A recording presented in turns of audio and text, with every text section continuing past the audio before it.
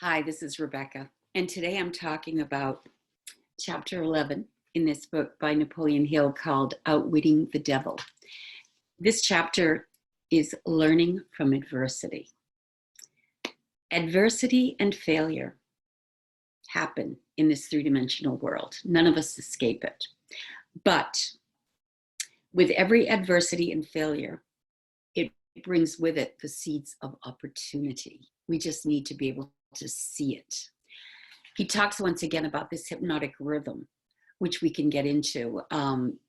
Hypnotic rhythm can be very negative. It can be positive.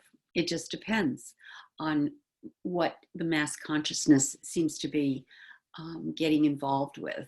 Right now, I feel like planet Earth has kind of slipped into a negative hypnotic rhythm, but you don't have to be part of the negativity of it if you don't choose to be. We all have the individual ability through our thoughts to pick and choose how we like to make things feel. And he also talks about failure and how it's man-made. That's all it is, man-made. So if we don't want to fail, all we have to do is figure out how to reverse that and become more successful. He gives us some tips in this chapter. One of them is that once you understand how this hypnotic rhythm works, you can consciously become more positive when you're dealing with people. If you want harmony in relationships, then you want to express yourself and feel positive toward other people as opposed to confrontational, negative, argumentative. That's not a good thing. He also talks about the sixth sense. Now, if you develop your sixth sense and you begin to understand that telepathy and spiritual sense, revelations, insights are real, more so than what we get from our five senses, you'll begin to be able to read people more accurately, understand where they're coming from, what their motivations are, and get along better with them in the long run because you'll be able to see things about them.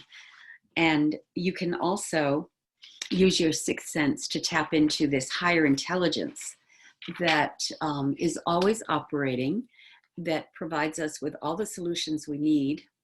Our higher self is tuned into this higher intelligence. And once we learn to communicate with that through our sixth sense, we get the answers. There's always a solution and there's always an opportunity, which is the seed of adversity. You might even be fortunate enough to meet your other self.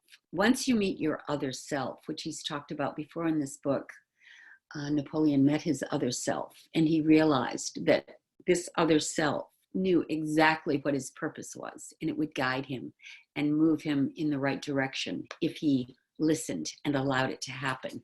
So when you face great adversity, one of the biggest benefits many times is to meet your other self. And when you do that, you basically become free. You're not stressed out anymore. You're happy because you know no matter what, you've got something to tune into that's going to bring you the solutions you need.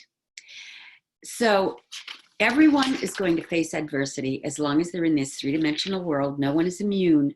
But the thing to remember is that we all have the power of positive thought. And when it is sufficient, we can master all adversity and create benefits. And that's a given.